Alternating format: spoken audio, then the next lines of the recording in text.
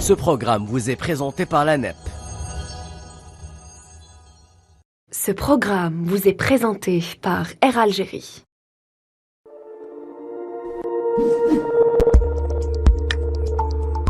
Ce programme vous est présenté par Madar Holding. Le Nomad Fashion, partenaire styliste du programme.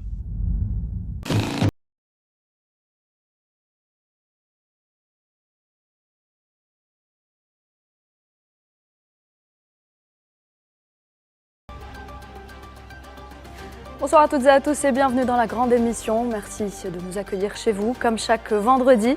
Alors vous êtes très certainement bien installés sur votre canapé, mais vous ne vous doutez pas de ce qui se passe à quelques centimètres de vous. Eh bien, savez-vous que vos smartphones vous espionnent? Alors vos habitudes, vos préférences, votre religion et même vos opinions politiques, rien ne leur échappe, vous l'aurez compris. On s'intéresse ce soir dans ce numéro à vos données numériques et à leur protection. Ne zappez surtout pas la grande émission, c'est maintenant.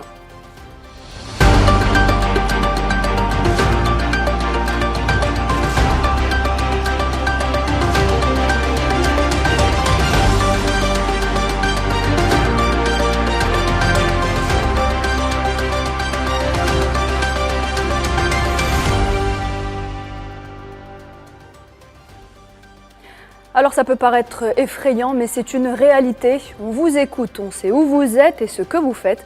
Votre vie privée les intéresse, mais pourquoi? Dans quel but?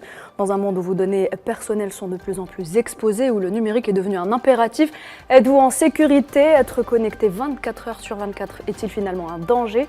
C'est ce sur quoi nous allons nous pencher ce soir. On va tenter d'y répondre et comme avec nos invités. Donc ce soir, comme à l'accoutumée, je suis accompagnée de Karim Bouaziz. Bonsoir Karim. Salutations Noad. Nariman Zekar est également avec nous. Bonsoir Nariman. Bonsoir. Et puis j'ai le plaisir de recevoir non pas un, mais deux invités ce soir. J'ai le plaisir d'avoir à mes côtés monsieur Tadjidine Bachir. Bonsoir. Bonsoir, très heureux d'être avec vous. Merci d'être avec nous. Vous êtes ingénieur, ancien président du GAN, le groupement des acteurs algériens du numérique. Vous êtes également auteur du livre e-gouvernement en Algérie, état des lieux, obstacles et solutions. Nous en parlerons justement dans ce numéro. Donc merci encore une fois d'être avec nous. Est également avec nous Rami Zemouchi. Bonsoir Rami. Bonsoir. Merci d'avoir accepté notre invitation. Alors vous êtes ingénieur en informatique, créateur de contenu start-up. Voilà, merci beaucoup de m'avoir invité. Très heureux d'être avec vous. Merci à vous, Rami. Voilà, donc le décor est planté. Mesdames et messieurs, avant de plonger donc dans ce débat, on va tout d'abord revenir sur l'actualité qui a marqué cette semaine. Et je voudrais, mesdames et messieurs, avoir votre avis. J'aimerais savoir quelle est l'actualité qui vous a marqué cette semaine. Je commence avec vous, Tadjidine Bachir. Eh bien, cette semaine, nous avons été marqués par l'événement Algérie 2030. Algérie 2030, c'est un événement qui nous a projetés vers le futur avec trois thématiques: une économie numérisée, une économie industrialisée et une économie décarbonisée. Donc c'était des débats concernant l'avenir de l'Algérie par rapport à ces trois thématiques.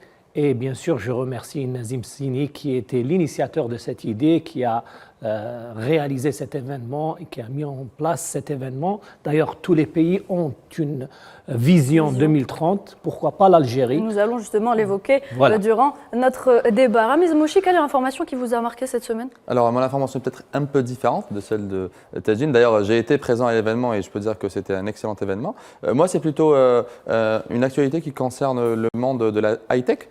Où Apple ne peut plus vendre depuis cette semaine, c'est Apple Watch, parce qu'elle a enfreint des brevets qui ont été déposés par une petite entreprise américaine qui fait dans tout ce qui est détection de taux d'oxygène. Vous vous rappelez, depuis la Covid, on peut maintenant avec certaines Apple Watch détecter le taux d'oxygène. Et bien à cause de ça, la justice a ordonné à Apple de ne plus vendre ces Apple Watch. Donc il y aura plein d'Américains qui ne pourront plus avoir de Apple Watch comme cadeau de fin d'année, malheureusement pour eux. Et ça sera peut-être arrangé d'ici l'année prochaine, donc vers le mois de février ou mars. Affaire à suivre. Donc, Nariman Zekar, votre info?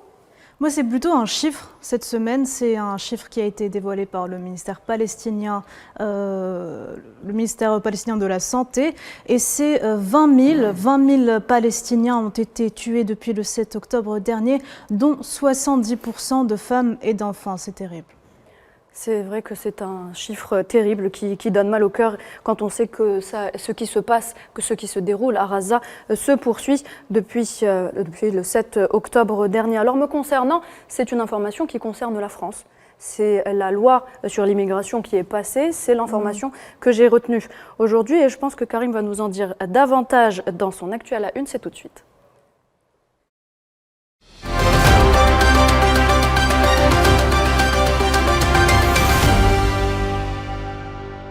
Alors Karim, qu'est-ce qu'on a au menu cette semaine ? Alors, on a effectivement, vous l'avez dit, le projet de loi de l'immigration qui concerne la France. Ensuite, on ira vers Bab el-Mandeb, vous savez, c'est ce tronçon en mer Rouge entre l'Afrique et la péninsule arabique où des Houthis dérangent l'économie mondiale, en tout cas maritime. Et puis on ira aux États-Unis puisque les républicains votent une motion pour destituer Joe Biden, le président en place. Et on commence avec cette loi sur l'immigration. Karim, on a beaucoup entendu parler de cette loi, on a entendu beaucoup de choses, mais clairement, quels sont les points forts de cette loi ? Alors, projet de loi controversé présenté à l'Assemblée par le ministre de l'Intérieur Darmanin, motion rejetée à l'Assemblée, passée au Sénat et ensuite après une négociation d'une semaine, une autre version en est sortie avec les voix du Rassemblement national, contrairement au dire de certains ministres, une version de loi de migration qui est une version durcie par rapport aux versions précédentes. Donc un mot rapidement sur les mesures, durcissement des conditions du regroupement familial, modification de l'accès aux prestations sociales, remise en cause de l'automaticité du droit du sol, caution des étudiants, ça s'est jamais vu nulle part ailleurs. Pourtant, un premier pare-feu, plusieurs points du texte adopté par l'Assemblée nationale pourraient être invalidé par le Conseil constitutionnel. En tout cas, ce serait environ une bonne dizaine de mesures qui seraient anticonstitutionnelles. Comment le sait-on ? Eh bien, par l'aveu même du ministre de l'Intérieur lui-même, fait mardi. Il s'agit de Gérard Darmanin, qui le dit lui-même. Mardi, on était le 19 décembre, qui le dit à la tribune du Sénat. Alors, je lis, à propos de la loi de l'immigration, des mesures sont manifestement et clairement contraires à la Constitution. La politique est d'élaborer des normes et de constater si elles sont ou pas, d'après nous, conformes. Gérard Darmanin, le lendemain, est suivi par le Premier ministre, Elisabeth Borne, qui dit elle-même sur Radio France que des pans entiers du texte controversé, donc la loi d'immigration, pourraient être rejetés par la loi fondamentale, donc c'est le projet constitutionnel. Et puis, cerise sur le gâteau, le jour même, Emmanuel Macron, qui redit sur France 5 que le texte serait effectivement soumis au Conseil constitutionnel, mais très peu de chances qu'il soit accepté. La journaliste lui rétorque, mais pourquoi dans ce cas-là présenter un tel texte ? Il le dit justement pour un peu nourrir le débat et que le débat est forcément bien en démocratie, donc c'est un ballon d'essai, c'est l'apanage de la démocratie. Et puis mercredi, la Commission nationale consultative des droits de l'homme parle d'une grave alerte contre les principes d'égalité, c'est-à-dire, imaginez-vous, une semaine de débat, on a travaillé avec l'argent public pour adopter des lois anticonstitutionnelles en connaissance de cause. Alors, certains diront que c'est de l'amateurisme, d'autres diront que c'est un calcul politique. En tout cas, sur le terrain, 32 départements français socialistes ont dit qu'ils refusaient d'appliquer des lois. Ça s'appelle en politique, quand un représentant de l'État refuse d'accepter des lois, ça s'appelle tout simplement de la sécession. Et puis le grand pare-feu, l'échec est mat, c'est le grand pare-feu au niveau européen. Au moment même, un projet de loi sur l'immigration se déroulait, les vraies et seules lois qui sont appliquées en France, parce qu'on vous rappelle, les lois françaises sont subordonnées au droit européen, et puis Bruxelles débat. Quel que soit le pays qui refuse un émigré, devra payer une amende de 20 000 euros. Donc imaginez-vous, 100 émigrés refusés, c'est 2 millions d'euros qui seront refusés. Donc vous voyez, c'est plus un débat qui est synonyme de pare-feu qu'une réalité sur le terrain juridique. Emmanuel Macron se tire une balle dans le pied avec cette loi, Karim ? Il a fait un calcul parce que, objectivement, ce qui en ressort, c'est que Gérard Darmanin, lui, qui s'est beaucoup investi, puis qui fait un rétropédalage, Gérard Darmanin sort un peu affaibli, et puis ça met un peu une cacophonie au sein de la grande famille de droite, parce que Emmanuel Macron ne peut ignorer que quand même les lois, comme je le disais, les lois françaises sont subordonnées, les lois nationales sont subordonnées à l'État supranational qui est Bruxelles. Sur les... Peut-être qu'une petite réaction sur, parce que je crois que vous avez une information donnée sur les étudiants à HEC qui s'étaient un peu situés par rapport à ce grand débat. Oui, parce que c'est une loi qui a peut-être causé une polémique en France. Moi, j'ai lu sur les réseaux sociaux dans lesquels on a parlé un peu d'une tribune qui a été partagée par quelques écoles de commerce, notamment qui sont connues un peu en France, qui ont un peu exprimer leur désaccord avec cette loi parce qu'elles ont peur de ne pas peut-être attirer autant de talents. C'est quelque chose que vous pouvez voir sur certains médias, notamment l'étudiant, qui parle souvent de certains sujets qui tournent autour des étudiants. Voilà. Monsieur Tajuddin Bachir, qu'est-ce que vous en pensez?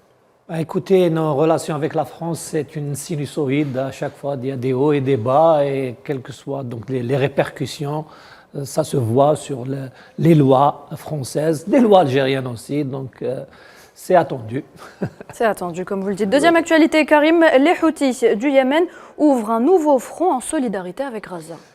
Alors, on craignait qu'il y eut une régionalisation du conflit en Palestine, du génocide en Palestine, devrais-je dire, mais la crainte n'est plus désormais éloignée puisque c'est une réalité. Lundi, les transports maritimes de la région, donc de la mer Rouge, sont perturbés, voire interrompus. Le danois Maersk, l'allemand Hapag-Lloyd, le français CMA, CGM, l'italo-suisse MSC et surtout BP, le plus grand transporteur de pétrole au monde, le britannique, suspend ses transits, c'est du jamais vu, où on a une autoroute, on peut le voir sur les écrans, voilà, c'est cette autoroute maritime, Bab el-Mandeb, la mer Rouge, qui sépare à la fois l'Afrique et la péninsule arabique, mais aussi qui est une route entre l'Afrique et l'Asie, donc c'est 20 000 bâtiments maritimes par an, c'est 40% du commerce mondial, Bab el-Mandeb, c'est important, donc c'est une région artère du commerce mondial,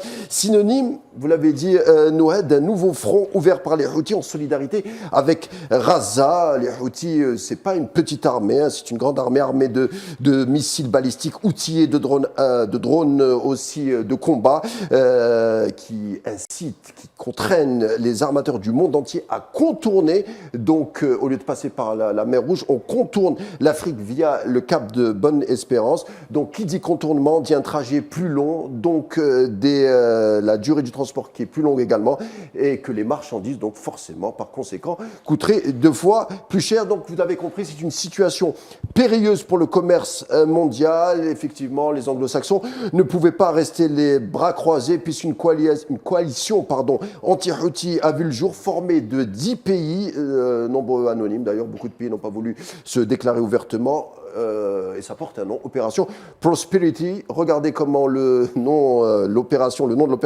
Sandu, qui est annoncé mardi donc par le secrétaire d'État à la Défense qui s'appelle Lloyd Austin lors d'une visite à Bahreïn, qui pour protéger le commerce mondial, dit-on, mais surtout pour venir en aide à l'endroit de l'entité sioniste, puisque l'entité sioniste, elle aussi, est durement touchée. C'est une chute de 30% au niveau du port d'Ashdod, le port d'Eilat, qui est aussi une station balnéaire en mer Rouge, selon le magazine Sionist Globes. C'est une perte en milliards de dollars, sans parler, du point de vue général, d'une envolée du prix du pétrole. Les analystes pensent qu'il y aura plus $15 plausible d'ici les prochaines semaines si les Houthis ne stoppent pas leur offensive. Donc, quelle option reste-t-il encore? Quels sont les scénarios plausibles pour endiguer ce phénomène Houthi? Une opération de bombardement proposée par certains faucons sionistes américains. Vous n'y pensez pas, plus facile à dire qu'à faire, puisque l'Arabie Saoudite n'a pas pu en finir avec ce front Houthi durant 8 ans, alors que les bombardements avaient été intenses, et surtout que l'armée saoudite a enterré sa hache de guerre avec l'Iran, et que l'Iran est allié avec les Houthis. Donc, des discussions sont en cours pour régler la situation au Yémen, dont les Houthis sont partie prenante. Mais on évoque beaucoup de mesures. Mais la seule mesure qui vaille, d'ailleurs les Houthis le disent lui-même, qu'il faille tout simplement régler le problème palestinien en donnant des droits à la Palestine avec la solution de 2 États. Troisième information, Karim, il semble qu'aux États-Unis, les présidentielles ont commencé avant l'heure et on voit les attaques menées de part et d'autre. Elle n'a pas encore commencé officiellement, la présidentielle, début des débats, donc début de la primaire, qui débute le 15 janvier, qui s'étalera jusqu'au 5 novembre. Une élection présidentielle américaine, c'est long, c'est physique, une élection qui s'étire sur un an. En revanche, on est sûr qu'il y aura une seconde manche entre Joe Biden et Donald Trump. Ceci paraît inéluctable et le combat s'annonce féroce. La première salve est du côté des républicains avec cette vidéo. Mr. Speaker, I rise today to support House Resolution 918. Joe Biden has repeatedly lied to the American people about his family's corrupt influence peddling schemes. He told the American people he never spoke to his son about his family's business dealings. He claimed there was an absolute wall between his official government duties as vice president and his family. He said his family never made money from China. All of these are blatant lies.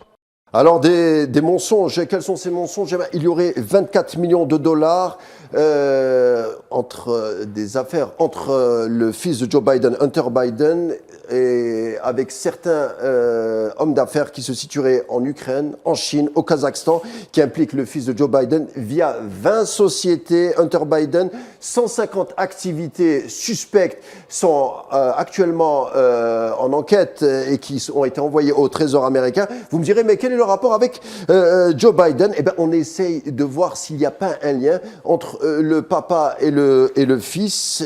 Il faut le dire, soyons honnêtes, qu'il y a très peu de chances d'empêchement. Mais une enquête fédérale permettrait quoi? Elle permettrait d'établir un lien, déjà, bien entendu, aussi faire venir des proches de Joe Biden, faire des témoins qui feront des déclarations sous serment. Aux États-Unis, on est obligé de s'y tenir, sinon c'est un crime fédéral. Et également avoir accès à des documents officiels et confidentiels, c'est-à-dire qu'on opérerait une pression d'emblée sur le futur candidat démocrate Joe Biden. Mais il faut dire aussi un mot sur le fils Hunter Biden, ce rejeton, qui est judiciairement parlant intéressant. En plus de ces supposées affaires à l'étranger, la Cour fédérale de Californie, le 8 décembre, a inculpé le rejeton Biden pour un montage financier qui avait pour but de divulguer 1,4 million de dollars au fisc. Il sera jugé l'an prochain. Donc c'est une seconde fois où le fils de Joe Biden est inculpé.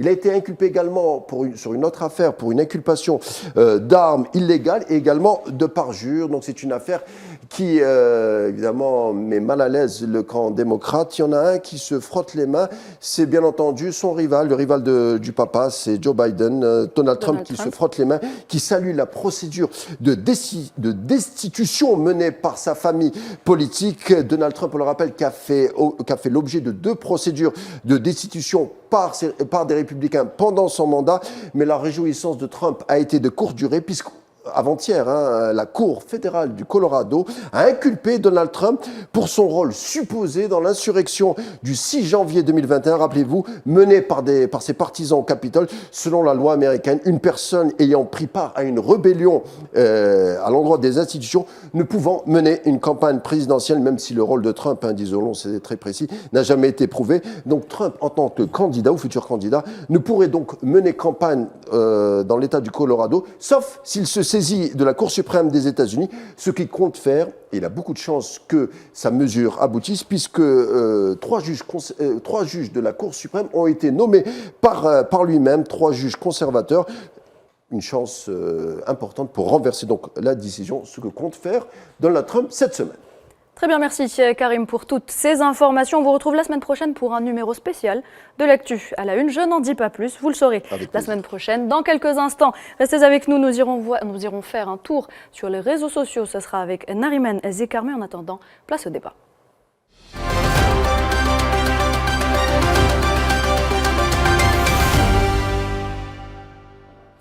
Place au débat donc, le monde assiste depuis plusieurs années à un véritable bouleversement, notamment en matière de digital.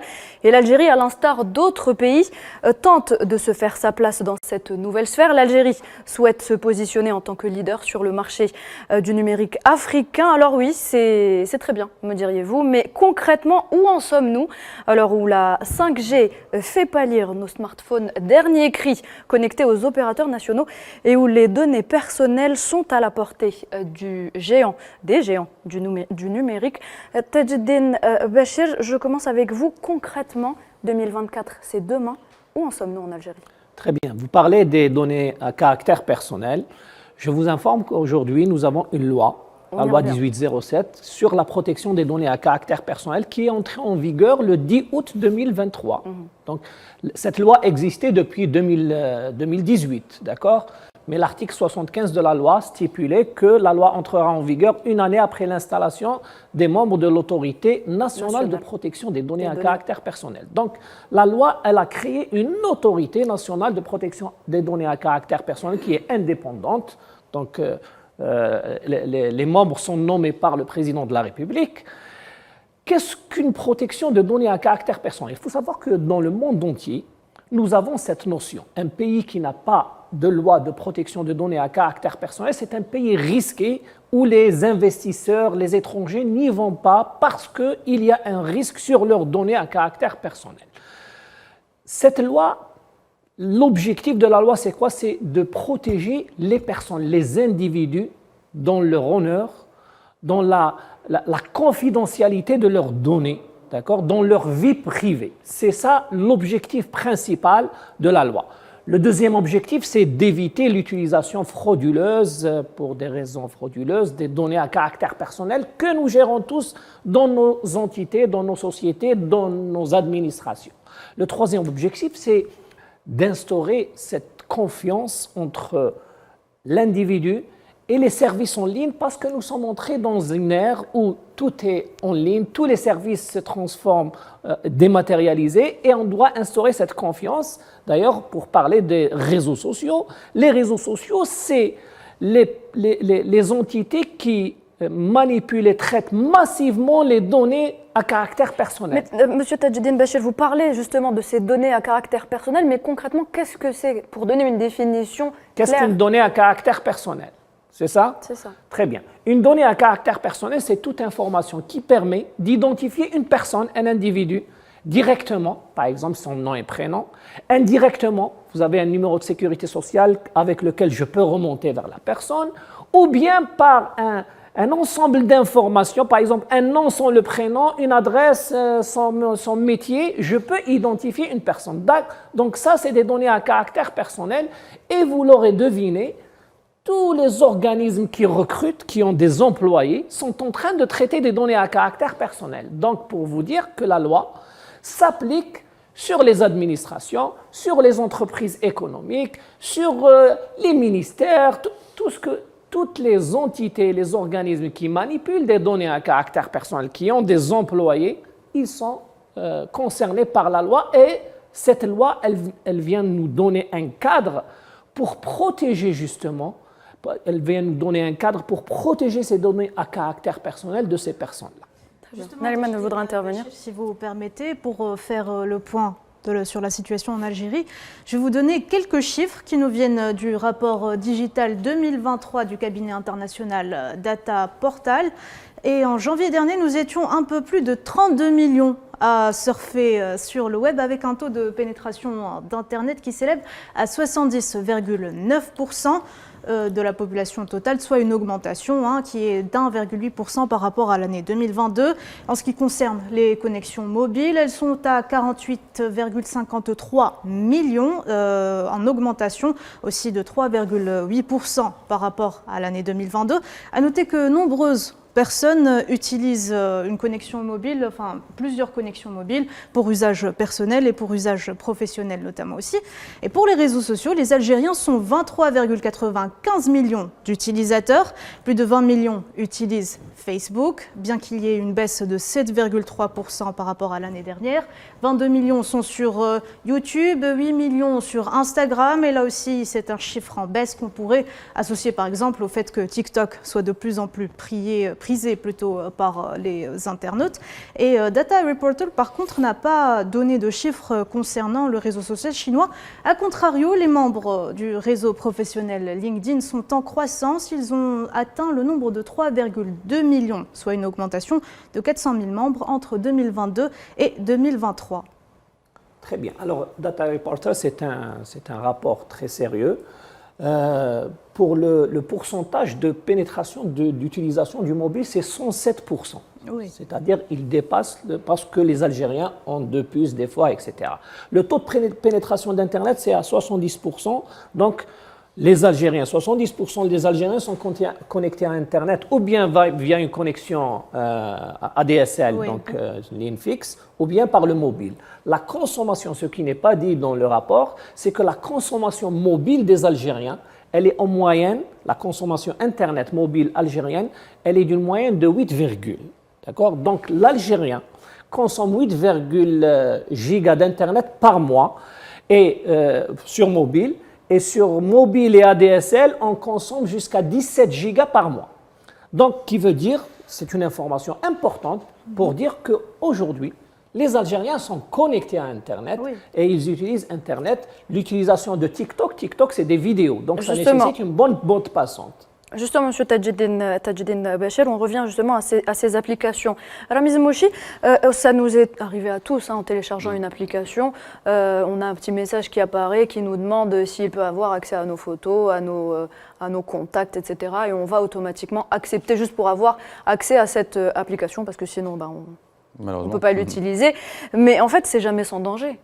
Mais clairement, la majorité des applications demandent certains accès. Parfois, c'est sain, c'est vertueux parce qu'ils en ont besoin. Par exemple, les réseaux sociaux, si vous les téléchargez, c'est pour prendre des photos. Donc, ils veulent avoir accès à la caméra, pour prendre des vidéos, donc le micro aussi. Donc, ce serait quelque chose de très intéressant de leur donner ça. Mais parfois, on trouve des applications qui parfois demandent des l'accès accès au contact, l'accès au répertoire. Qui ne sont pas nécessaires. On a déjà vu des scandales. Il y a quelques années, par exemple, une application de jeu qui, par exemple, traquait continuellement, d'une manière très continue, la position. Et ça, ce n'était pas nécessaire. Et parfois, souvent, les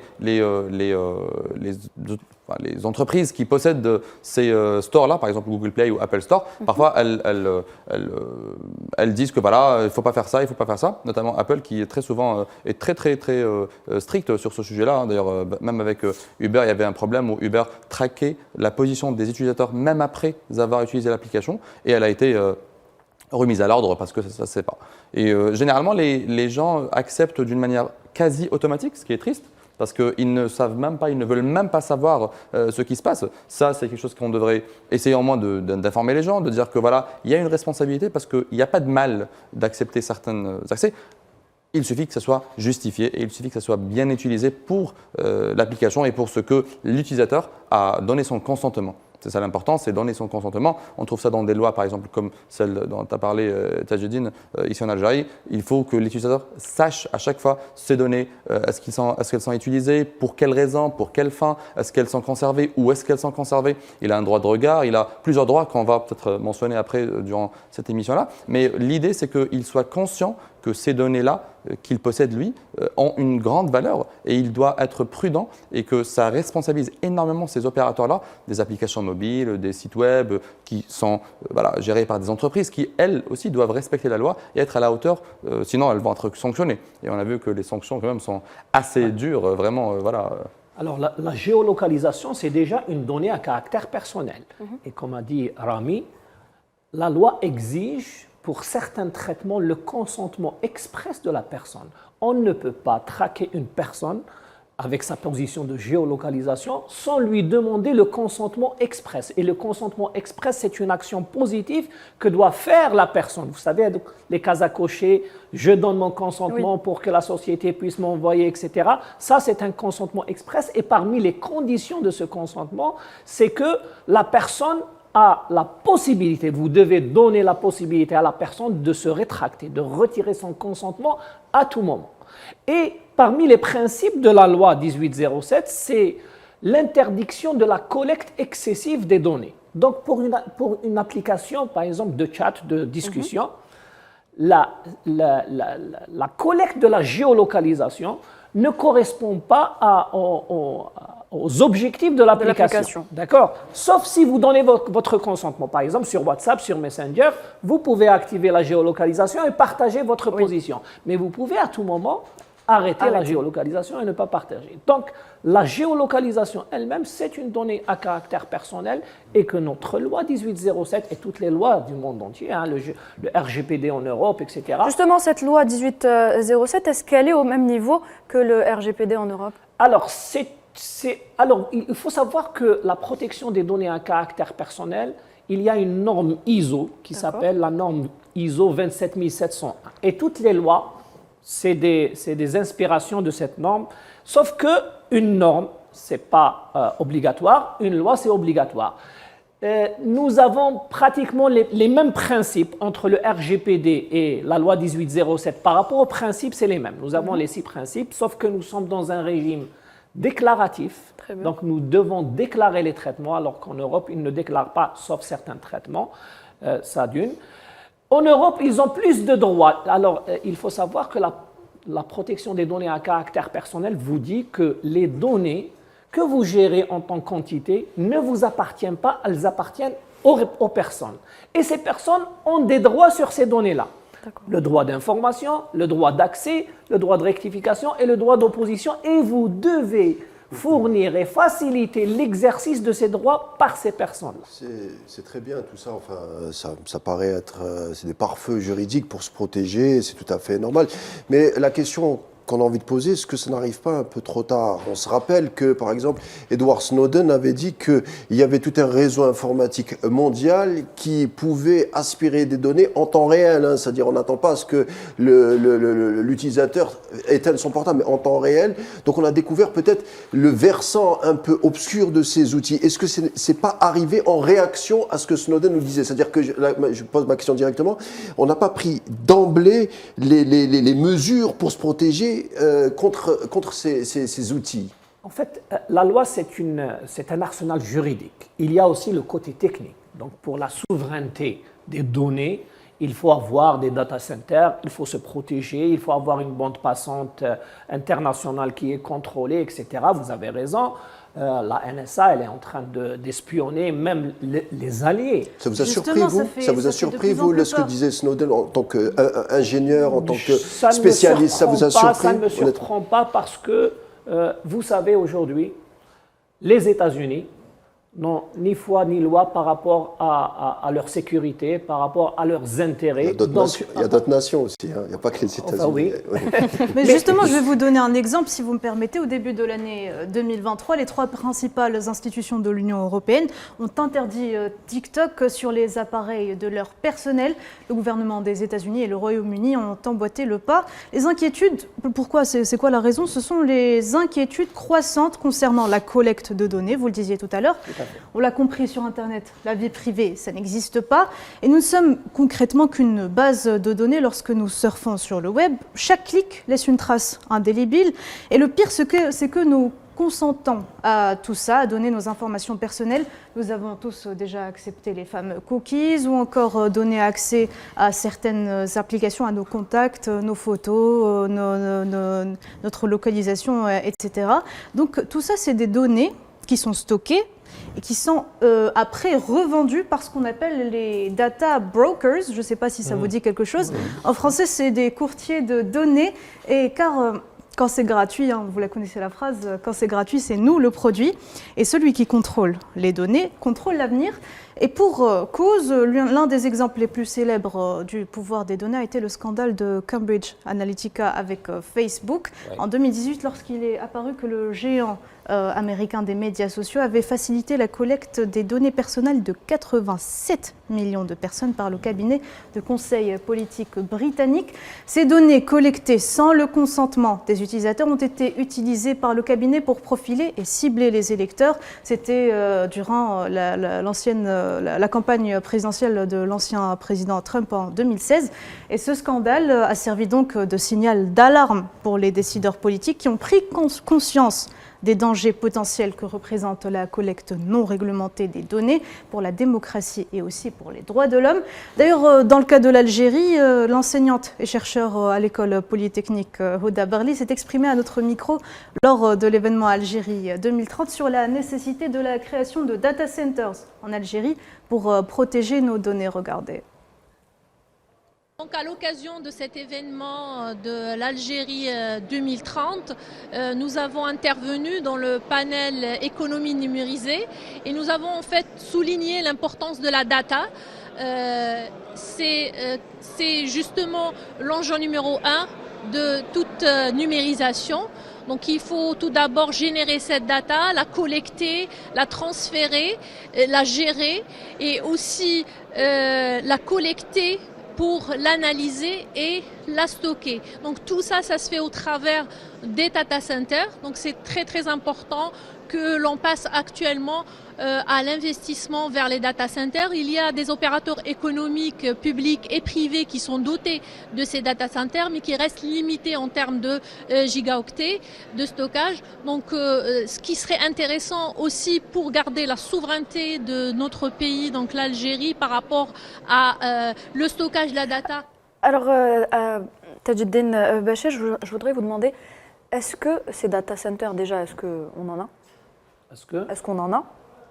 Je n'ai pas compris. Est-ce qu'on en a en Algérie? Est-ce qu'il y en a en Algérie? Est-ce que l'Algérie en dispose? Est-ce qu'il y a des data centers voilà, en Algérie? et surtout, si on a une situation qui survient, comme celle de Cambridge Analytica, est-ce que la loi algérienne, cette loi dont vous parliez tout à l'heure, elle est prête à combattre justement ce genre de choses? Très bien. Donc, on commence par réagir par rapport aux data brokers.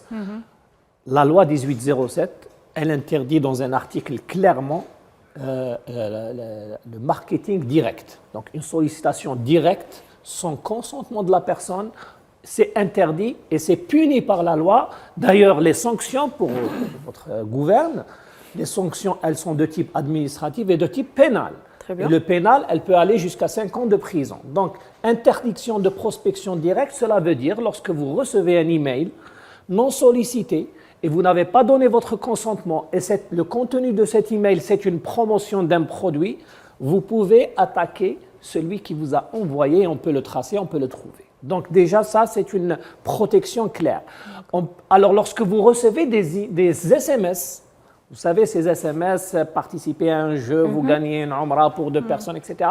Là aussi, c'est interdit par la loi et vous pouvez vous déposer une plainte au niveau de l'ANPDP. Donc, l'ANPDP, de l'Autorité nationale de protection des données à caractère personnel, a dit sur son site internet qu'elle va mettre en ligne un formulaire pour dépôt de plainte. Ça veut dire pour faciliter la vie du citoyen qui se sent lésé par rapport à la protection de ses données. D'accord? Donc ça, c'est clair. Aujourd'hui, la loi, elle va punir celui qui va vendre une base de données ou celui qui va envoyer des emails marketing à des personnes qui n'ont pas donné leur consentement. Par rapport aux data centers, nous avons quelques petits data centers, mais récemment, au conseil du ministre, ils ont annoncé qu'ils ont donné à Huawei la réalisation d'un nouveau data center gouvernemental. Et d'ailleurs, on en a besoin. Un grand data center gouvernemental justement pour garder nos données en Algérie. C'est le but, voilà. C'est le but, parce qu'aussi, au niveau de la loi, par rapport au transfert transfrontalier des données, là aussi c'est réglementé par cette loi 1807. Lorsque vous allez transférer des données à l'étranger, vous devez demander une autorisation et non pas une déclaration. Et la MPDP doit vous autoriser. Alors, cela veut dire que tous les sites web d'entités algériennes qui sont hébergés à l'étranger ne peuvent plus le faire sauf en demandant une autorisation. Toutes les entreprises qui utilisent des ERP en SaaS, ça veut dire Software as Service, ou en ligne, qui sont hébergés dans des serveurs à l'international, sont en train de transférer des données. Et à ce moment-là, ils doivent demander une autorisation au niveau de l'ANPDP. Donc, vraiment, cette loi, elle va vraiment cadrer ce transfert de données transfrontaliers et vous devez attendre, selon la loi, 2 mois pour que l'ANPDP vous réponde. Très bien. Moi, je vais revenir un petit peu oui, sur ce qui a été dit par Karim concernant la loi. Est-ce que c'est trop tard ou pas? Moi, je pense que l'idée, c'est qu'on a du mal à réglementer quelque chose qu'on ne connaît pas encore. L'idée que ça arrive, les choses avancent rapidement, on a du mal un peu à maîtriser et les gens qui font les lois ne sont pas nécessairement des gens qui sont à l'apogée de l'avancée de la technologie. Donc, finalement, c'est pas que la loi qui arrive que maintenant, c'est pas que la loi qui est un petit peu en retard, c'est tout le processus de numérisation qui est à la traîne, non? Alors, dans le monde, je ne sais pas, en Algérie peut-être. Quand on a parlé justement du deuxième sujet qui est de Cambridge Analytica, Oui. on n'aurait jamais su s'il n'y avait pas une lanceuse d'alerte. Voilà. On parle de Brittany Kaiser, que j'ai eu la chance de rencontrer et j'ai fait même une vidéo avec elle, qui a décidé d'en parler. Elle et notre collaborateur de la société Cambridge Analytica. La loi n'aurait jamais pu savoir techniquement ou pas ce qui se passait dans leurs locaux. Surtout qu'ils ont collaboré sur plusieurs campagnes électorales dans des pays en Amérique du Sud, aux États-Unis et ailleurs. Hein. Donc l'arsenal juridique est fait généralement après que la catastrophe arrive. Voilà. Et je vais me donner un exemple qui concerne l'aviation. Hein. Vous savez, si on revient 50 ans en arrière, on pouvait fumer dans les avions. Parce qu'on peut maintenant considérer cela comme quelque chose de logique. On pouvait faire des choses qui maintenant auraient été considérées comme des choses totalement folles. Et donc l'idée, c'est que quand il y avait des crashs, malheureusement, on a perdu des vies. Malheureusement. Là, on ne perd pas des vies. C'est bien. Mais on peut influencer certaines choses qui sont quand même très très importantes, hein, notamment des votes dans des élections présidentielles ou des manipulations politiques. Donc en fait, voilà. vous dites clairement que les données personnelles etc. sont un enjeu de souveraineté à la Maison Mouchi. Mais clairement, parce que déjà c'est des données qui… On a vu avec ce qui s'est passé en 2016 et j'ai suivi un peu le sujet assez proche parce qu'à l'époque, voilà, je m'intéressais beaucoup, même je voyageais, je voyais un peu ce qui se passait. Ça a un impact réel, ça a un impact très très important et ça a un impact qui n'est pas très visible. Et donc c'est normal que certaines… D'ailleurs, Facebook, en 2016, 17, 18, ils ont un peu regretté parce que c'était une sorte de faille. Ce n'était pas leur intention de faire ça. Eux, ils ont laissé aux gens qui utilisaient la plateforme avoir d'accès. Même nous, hein, on pouvait faire des scripts sur des groupes pour collecter de la data qu'on utilisait pour certaines choses. Enfin, quand je dis nous, les simples mortels, hein, n'importe qui aurait pu faire ça avec des scripts en Python qui prenaient une demi-heure ou une heure. Et suite à ce scandale-là, ils ont fait des sacrifices et donc ils ont limité l'accès à la data. Ça n'a pas fait plaisir à une bonne partie des internautes qui utiliser certaines données, je sais pas, pour vendre ou pour d'autres buts. Mais l'idée, c'est que après que ça est arrivé, on a dit, les gars, on doit faire une loi, on doit penser à protéger pour ne pas tomber dans le même piège. Et je pense que ça aurait été un peu compliqué de prévoir cela, même si ce n'est pas totalement impossible. Hein. Mais le jour où on a vu un tel scandale, hein, parce qu'il faut voir un peu, Brittany Kaiser, elle a écrit un livre extrêmement intéressant, j'ai lu une partie, je ne l'ai pas fini, mais elle dit justement que l'idée était, eux, ils avaient un pouvoir très important et ils n'auraient pas dû faire ce qu'ils ont fait avec parce que c'était une responsabilité et très rarement les entreprises ou les individus qui possèdent autant de pouvoir dans un monde où c'est très facile de les utiliser ou d'en abuser, c'est très difficile de ne pas le faire. Et donc, elle reproche un peu à ces gens-là qui ont eu autant d'accès à la data, autant de pouvoir pour faire ce mal, hein. Ils auraient pu ne pas le faire s'ils avaient décidé, hein, mais les intérêts politiques et économiques ont fait qu'ils fassent quelque chose comme ça. Et c'est pour ça que maintenant, je pense que c'est une très très bonne avancée de faire des lois comme ça, de suivre, de les mettre à jour hein, pour avancer avec ce qui se passe dans le monde hein, et rester toujours dans cette approche de suivi, hein, parce que dans 5-6 ans, si on ne fait rien, les choses vont clairement changer. Est-ce qu'on est à jour ? Concrètement, parce qu'on a vu, par exemple, comme disait Nariman, lors de l'élection présidentielle américaine, on avait convoqué les grands, les Zuckerberg, les grands types, pour venir s'expliquer s'ils avaient quand même influencé l'élection. Le législateur américain se posait la question, on a l'impression qu'il était un peu démuni, même par rapport à son argumentaire, on a l'impression qu'il était un peu rentré et qu'il ne maîtrisait pas ces outils. Ouais. Ces outils, donc on a l'impression qu'ils sont un peu en retrait, voire complètement dépassés par des outils qui sont, il faut le dire, hein, en constant développement, ils sont toujours à la pointe. C'est pour ça que quand vous dites la loi, est-ce que la loi, on est au même niveau que ces outils C'est une très bonne question, je te remercie. Justement, sur la photo là de Zuckerberg, c'était le jour où il était devant le hearing au Sénat. Il faut noter qu'il y a une dimension à la limite philosophique. Vous savez, Zuckerberg, par exemple, il a décidé, lui et son board et les exécutifs, de dire que voilà, on va permettre les publicités à caractère politique, mais on va dire aux gens que c'est à caractère politique. Et ça, c'est une décision qu'il a fait. C'est-à-dire qu'il y a un gars, quelque part dans le monde, qui a autant de pouvoir et autant d'argent, qui décide que, OK, on peut faire des promotions. D'autres sites ou d'autres plateformes n'ont pas voulu le faire. Et c'est là où ça nous amène aussi au débat concernant l'intelligence artificielle et ce que fait OpenAI avec ChatGPT, etc. Et autant de pouvoir qui est dans les mains de 2-3 gars qui n'ont pas 40 ans. C'est un peu ça l'idée, c'est que eux, par exemple, là, quand on parle d'OpenAI, il y a un board, voilà, qui avec Sam Altman, Elia et tout ça, et ses potes, qui eux décident de l'avenir de notre humanité sur l'intelligence artificielle. Je ne sais pas si on réalise à quel point c'est important. C'est un enjeu civilisationnel. On n'a jamais eu accès, on n'a jamais dans notre histoire, une bande de personnes extrêmement intelligentes, extrêmement brillantes, certes, avait autant de pouvoir sur notre vie, sur l'avenir de notre planète à la limite, parce que voilà, avec ce qui se passe avec l'IA, c'est incroyable. D'ailleurs, ça a fait que Sam Altman s'est fait virer et en un seul week-end, il a dû revenir parce qu'il y a 700 personnes de OpenAI qui ont menacé de démissionner, tout ça. Et il y avait un enjeu pratiquement, certainement économique, mais beaucoup plus philosophique de ce qu'on veut que l'IA fasse dans l'avenir. Et c'est ça où, là maintenant, comme je vous ai dit, des patrons de boîtes, généralement jeunes, voilà, issus de start-up, etc., qui, eux, ont le choix.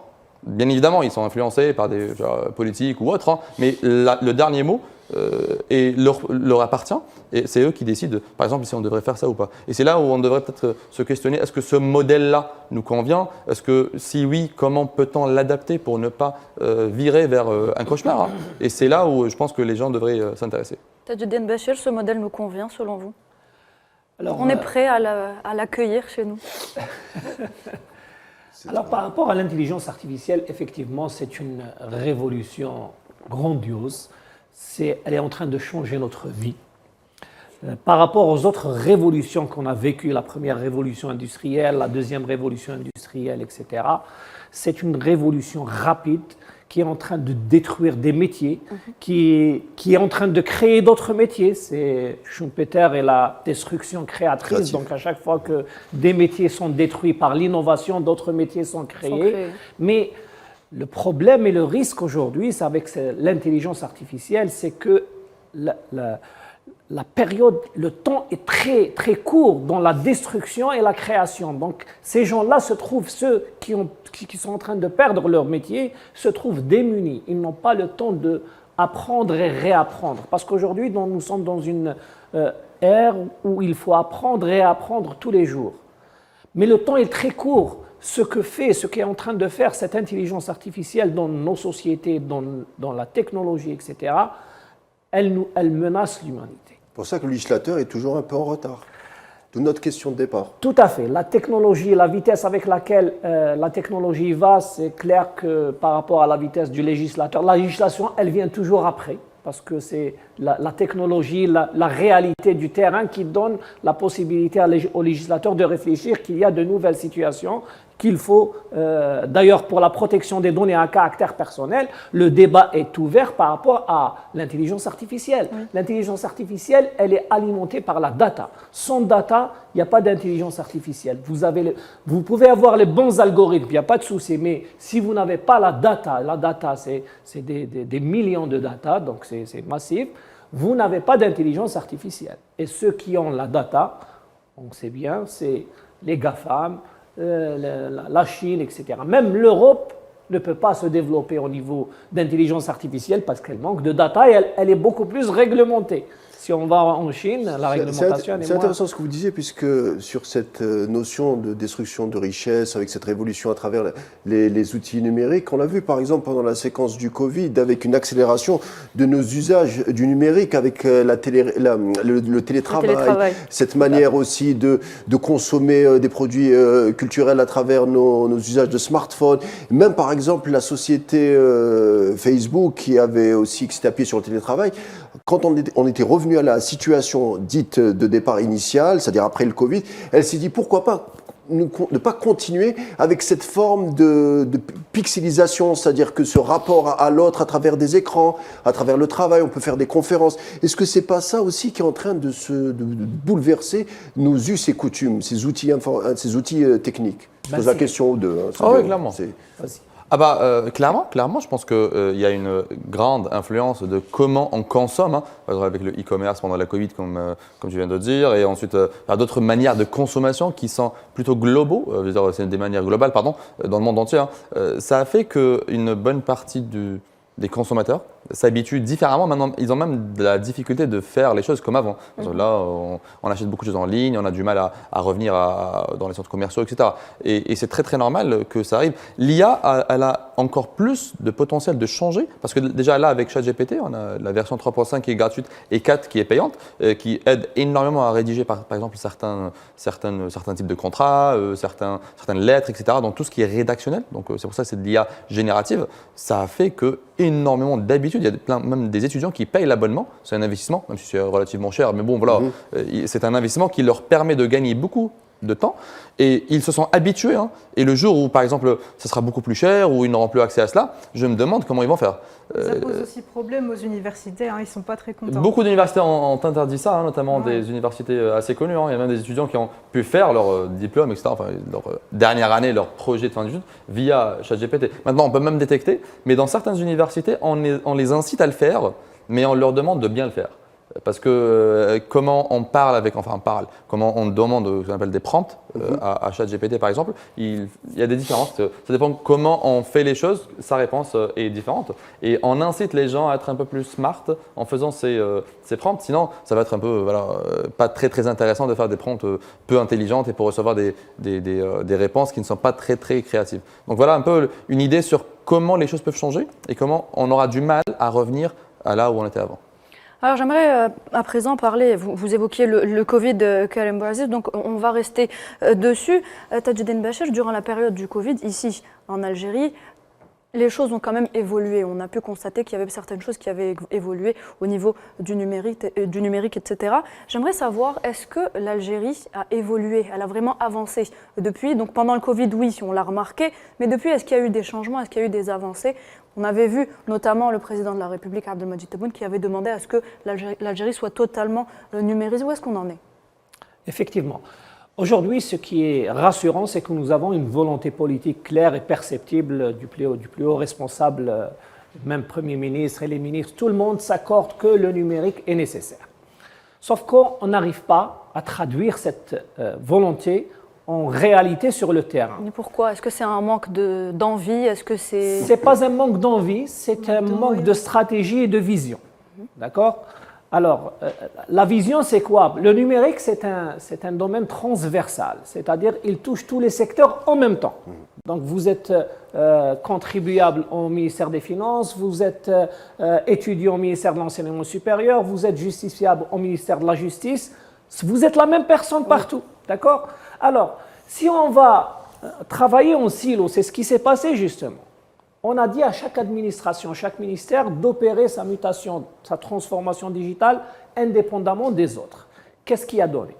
Ça a donné que vous allez sur un site du ministère de l'Intérieur, par exemple, c'est formidable, vous allez demander votre extrait de naissance. Ok, mais vous allez en faire quoi? Vous allez l'imprimer. Et vous allez l'imprimer pour faire quoi? Pour le donner à une autre administration parce qu'il n'y a pas d'interopérabilité, d'interconnexion entre les deux. C'est comme l'histoire de la carte d'identité biométrique qu'on photocopie. La carte d'identité biométrique qu'on photocopie, justement, c'est par manque de vision. Parce que ceux qui ont conçu le projet sont partis, mais il n'y avait pas une stratégie, une vision.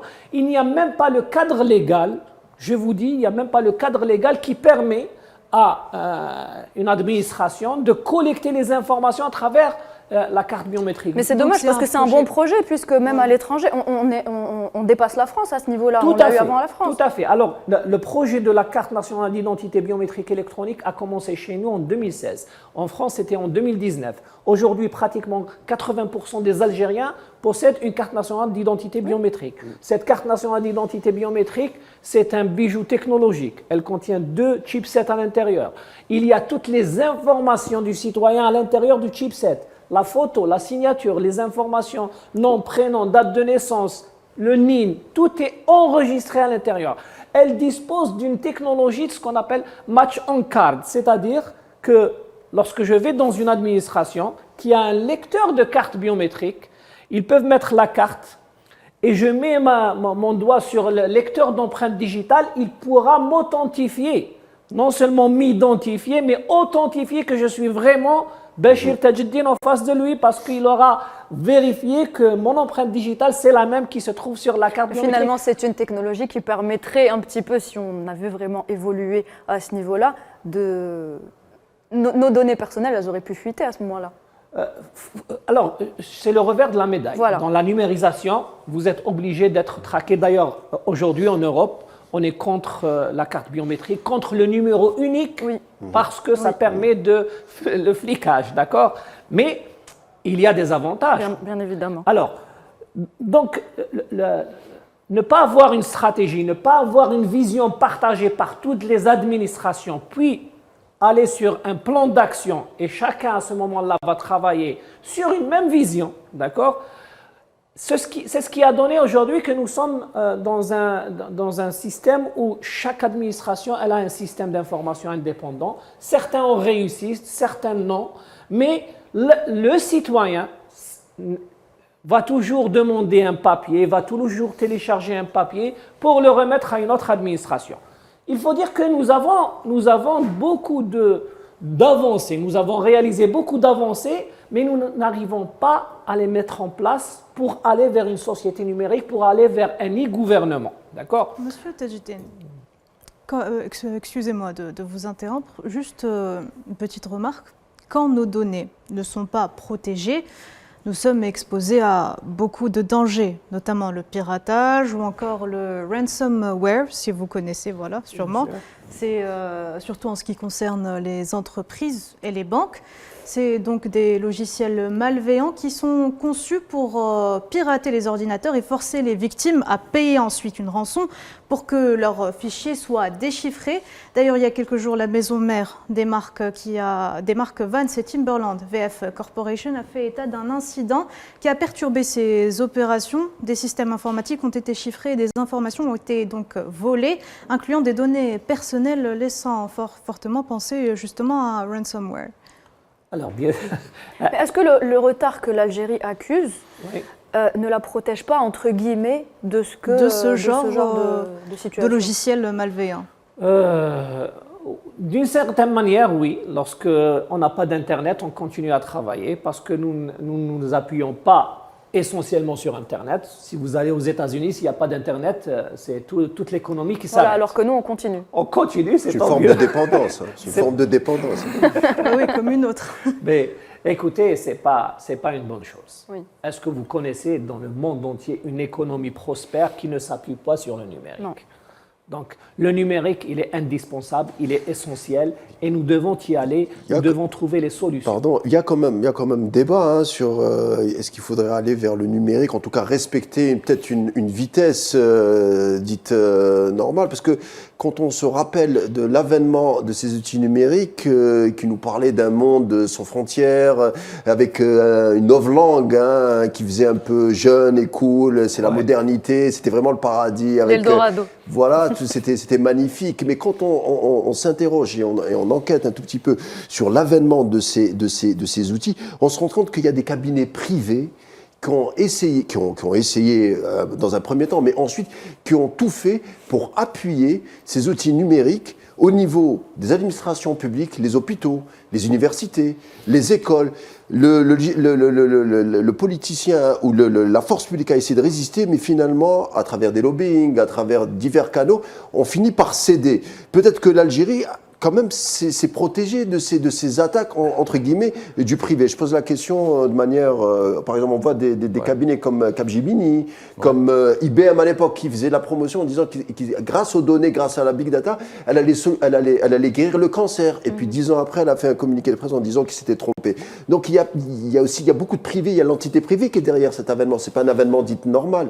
Écoutez, tout à l'heure, Rami parlait de ChatGPT, et qu'il était interdit de l'utiliser, ça permettait aux étudiants d'aller plus vite. Je regardais une fois dans un site internet une manifestation d'enseignants contre l'utilisation de la calculatrice le jour où on a inventé la calculatrice. Alors, ils manifestaient pour ne pas utiliser la calculatrice en disant que ça permettait aux étudiants de ne plus connaître la soustraction, mental, le oui. calcul Oui. mental, etc. Mais avec Donc, une calculatrice, écoutez, on menace pas la force publique. Peut-être ça c'est Internet. c'est peut-être ça la l'innovation, différence. elle est inévitable.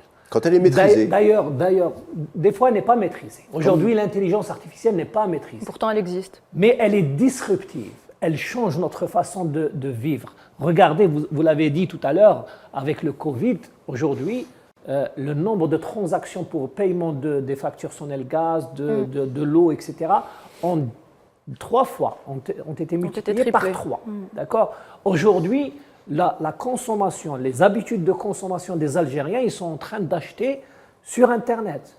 Ce n'est même pas réglementé parce qu'il y a une loi qui réglemente le e-commerce. Aujourd'hui, il y a un boom sur le e-commerce uniquement sur des plateformes comme Facebook et comme Instagram. C'est des marketplaces, on est en train de vendre et c'est des chiffres faramineux, sans contrôle. C'est un nouveau marché parallèle qui est en train de se créer grâce à cette avancée technologique. Donc, on ne pourra pas s'y opposer. La technologie, les inventions vont se mettre en place et nous devons suivre, sinon nous serons... Oui, c'est très intéressant ce que tu viens de dire concernant les entreprises privées qui poussent à cela. Bon, il faut noter quand même que la majorité écrasante des innovations sont venues des entreprises privées. Ceci dit, on a parfois du mal à oublier ce que fait l'État en général. D'ailleurs, c'est pour ça que j'invite les gens à lire un super livre qui s'appelle The Entrepreneurial State, qui montre à quel point l'État est vraiment impliqué dans l'innovation dite par les privés ou par les entrepreneurs. Impliqué, oui, c'est subordonné.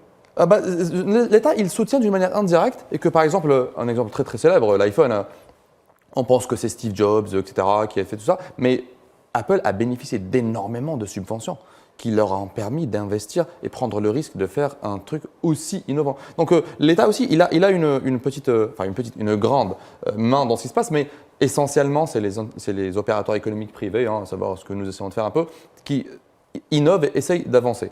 Maintenant, est-ce qu'on devrait réguler ça tout au long de notre avancée? C'est là où il y a les deux fameuses écoles d'ailleurs. Ce qu'on a dit tout à l'heure à propos de Sam Altman et ChatGPT s'inscrit, c'est un exemple flagrant parce que Sam Altman a dit, il a même dit que we will try to make it better for the world, mais il a dit je n'en suis pas garant. Il dit que nous devons laisser l'avancée de l'intelligence artificielle, on doit la laisser, on va prendre le risque les gars, c'est risqué et tout.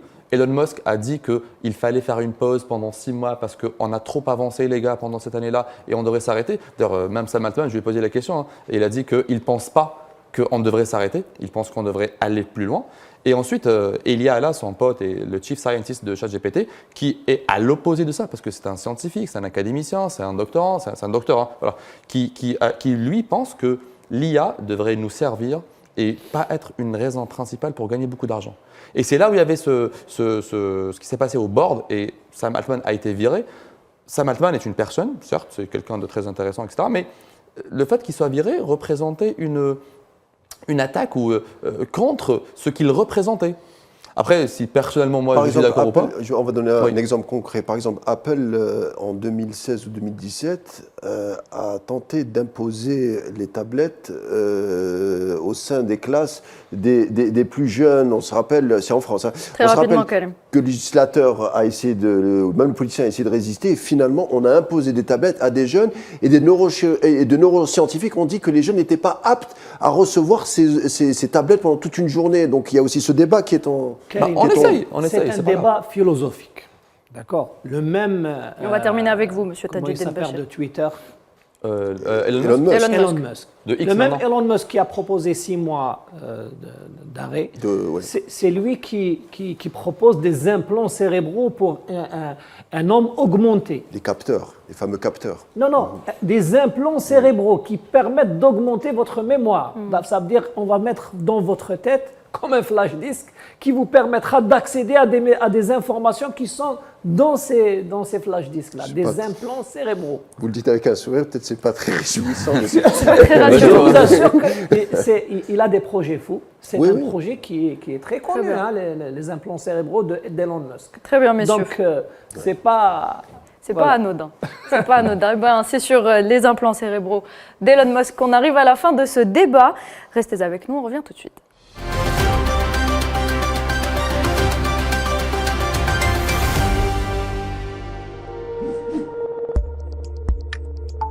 Matter Holding. Strategic Investments.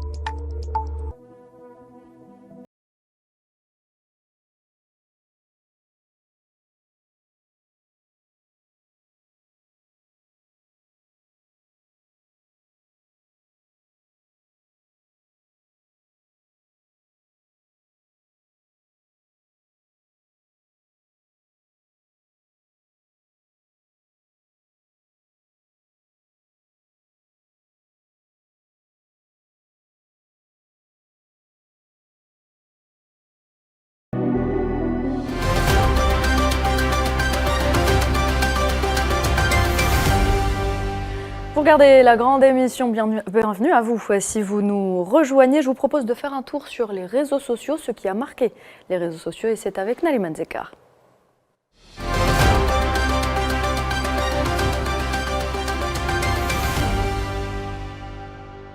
Alors Naliman, qui dit décembre dit fête de fin d'année, mais pas que. Oui, on commémore en ce mois de décembre les 75 ans de la bonne vieille Déclaration universelle des droits de l'homme et du citoyen, dans un contexte mondial qui va manifestement à l'encontre de ces principes. 75 ans après, la pauvreté, les guerres, la colonisation, les exactions, la famine et la discrimination font rage dans les quatre coins du monde. Et la question se pose, qu'est-ce qui fait défaut? Alors, trois grandes menaces pèsent aujourd'hui sur le système international des droits humains. La première concerne la mondialisation et la libéralisation économique qui fragilisent d'un côté les services publics et favorisent l'internationalisation aussi du capital alors qu'elle freine la libre circulation des personnes. La deuxième, c'est la faiblesse du système de l'égalité internationale représenté par l'ONU qui dépend beaucoup trop des États membres pour faire respecter ses principes et ses décisions. Exemple le plus récent, lorsque l'appel du secrétaire général de l'ONU, Antonio Guterres, à un cessez-le-feu à Gaza a été complètement ignoré par l'entité sioniste, mais aussi par plusieurs autres pays. La troisième de ces menaces, c'est la montée des mouvements réactionnaires et populistes qui refusent de reconnaître la dignité inhérente à toutes les populations et de leurs droits égaux et inaliénables. On pense au phénomène Trump, Bolsonaro ou plus récemment au phénomène Javier Milei et à leur discours combiné qui combine l'éloge du capital, du racisme et j'en passe, une sorte de clivage entre les méchants et les gentils, tout en remettant en cause les libertés fondamentales au nom de la défense de la nation et de ses valeurs. À croire que les États qui ont signé cette déclaration il y a 75 ans font tout son contraire, avec des traitements à géométrie variable. Et la situation dramatique à Gaza aujourd'hui en est l'exemple parfait, c'est un exemple vivant. En attendant l'application des droits de protection du peuple palestinien, l'Algérie, membre du Conseil de l'homme de l'ONU à Genève, prendra son siège comme membre non permanent du Conseil de sécurité à partir de ce 1er janvier avec pour objectif principal de défendre les causes justes et les intérêts du bloc stratégique africain et aussi arabe. Au programme de ce mandat, un plaidoyer pour la réforme des institutions internationales et la promotion d'un système multilatéral et multipolaire plus juste. Deuxième information d'Aliman, on va parler d'intelligence artificielle. Vladimir Poutine a eu une discussion avec lui-même. Oui, pour rester dans le contexte de notre débat, j'ai suivi cette semaine les actualités du président russe Vladimir Poutine. Il avait beaucoup de choses à faire, notamment répondre aux questions annuelles, durant sa grande conférence de presse annuelle en direct à la télévision. Plus de 3 millions de questions lui ont été posées, et en particulier une qui l'a complètement bousculé. Regardez cette vidéo. Владимир Владимирович, здравствуйте. Я студент и учусь в Санкт-Петербургском государственном университете. Хочу спросить, правда ли, что у вас много двойников? И еще, как вы относитесь к тем опасностям, которые несет в нашу жизнь искусственный интеллект и нейросети? Спасибо. Вот я смотрю, вы можете быть на меня похожи и говорите моим голосом. Но я подумал и решил, что похожим на себя и говорить моим голосом должен только один человек. И этим человеком буду я. Что касается искусственного интеллекта.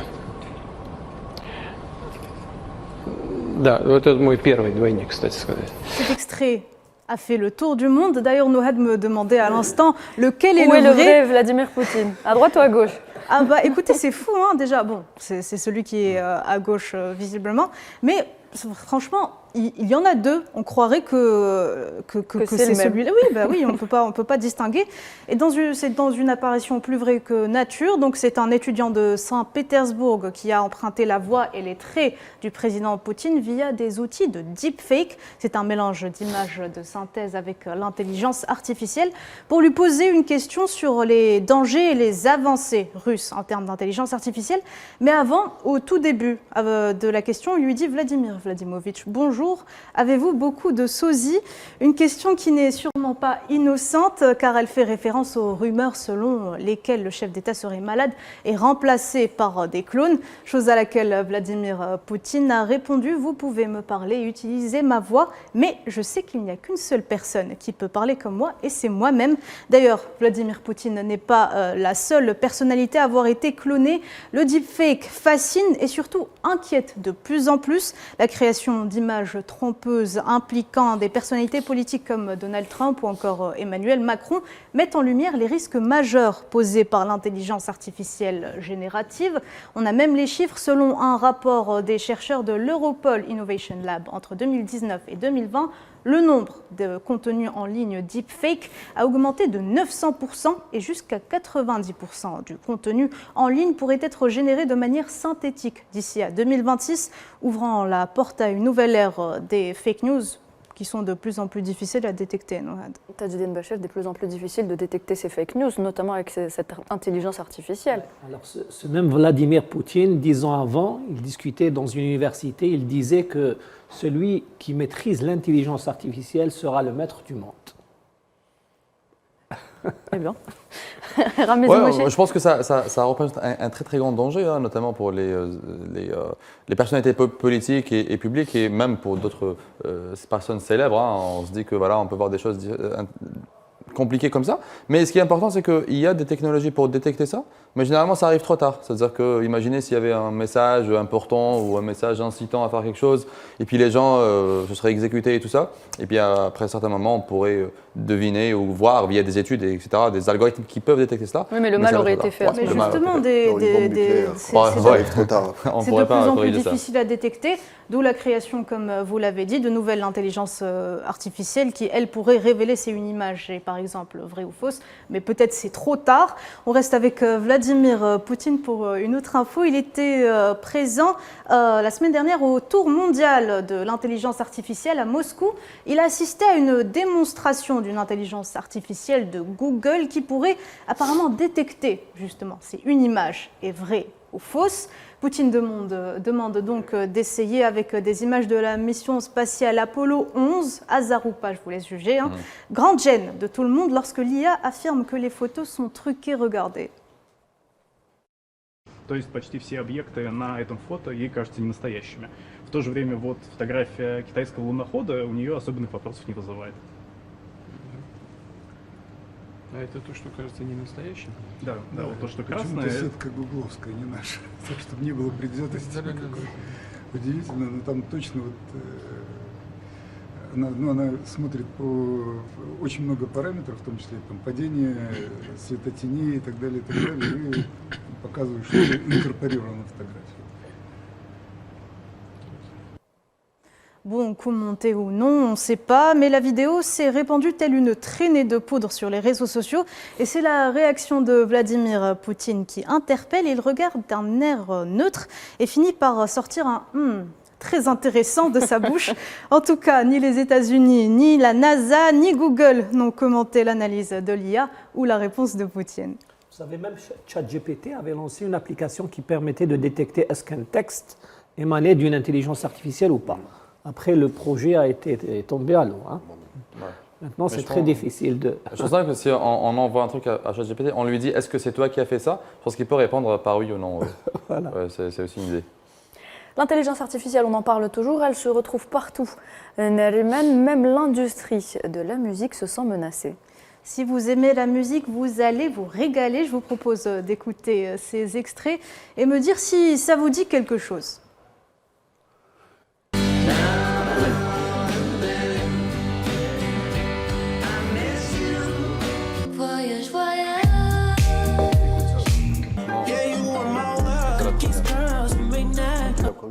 Alors, ça vous dit quelque chose? Les premiers, c'était les Beatles. Oui. Encore? Les Beatles, ouais. Deuxième, je connais pas, c'est pas un truc. Alors, on a Now and Then des Beatles, Voyage Voyage de Jeanne Masse, repris, interprété par Angèle, et Heart on My Sleeve de Drake et The Weeknd. Néanmoins, ces trois chansons ont un point en commun. Personne ne les a réellement chantées. Ce sont des titres fabriqués par intelligence artificielle.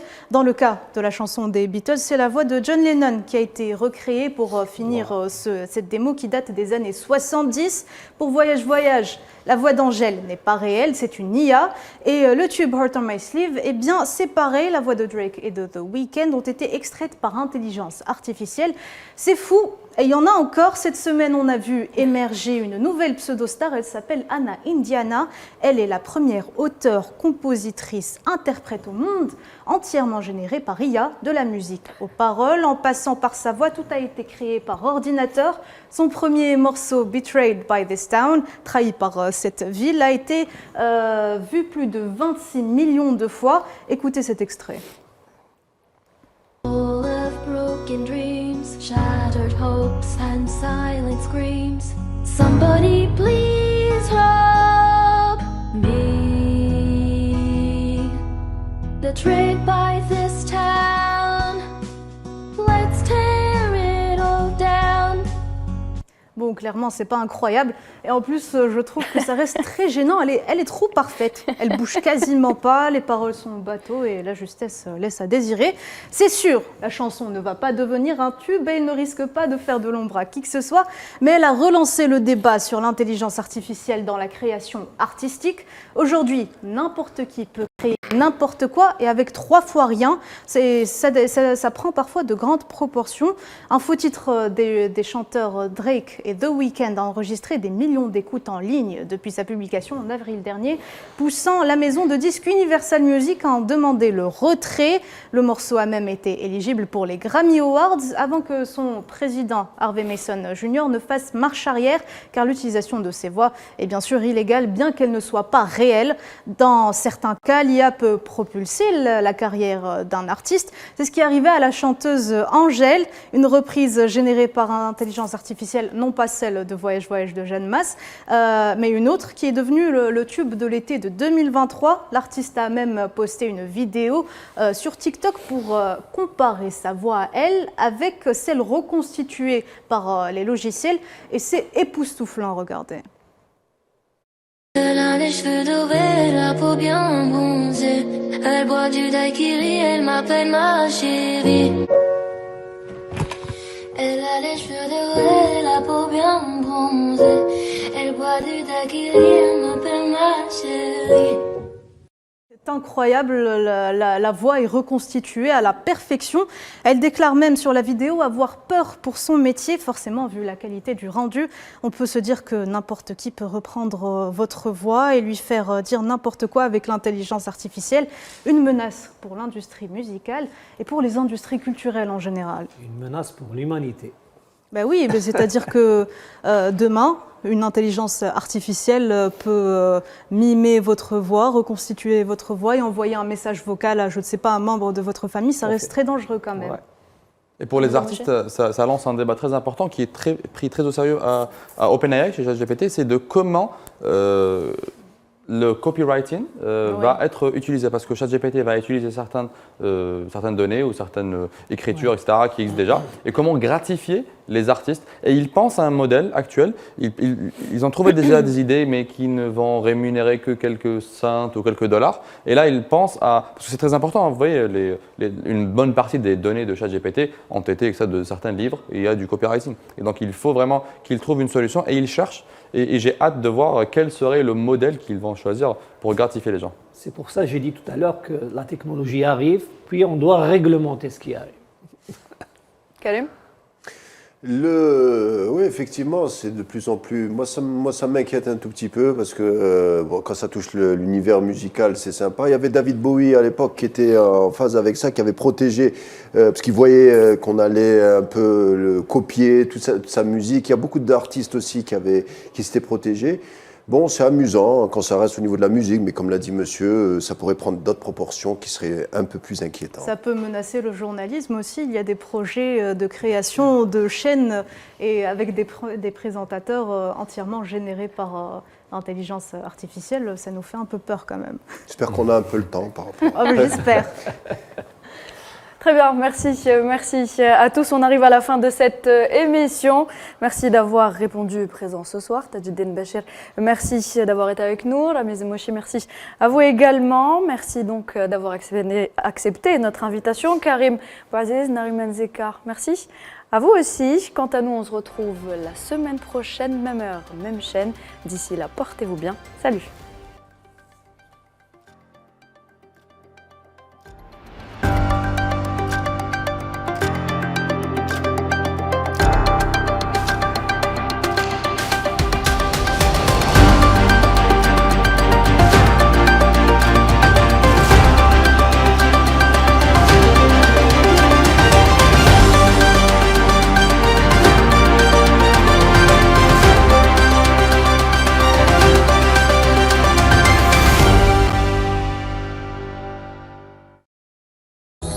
Ce programme vous a été présenté par l'ANEP. Ce programme vous a été présenté par Air Algérie.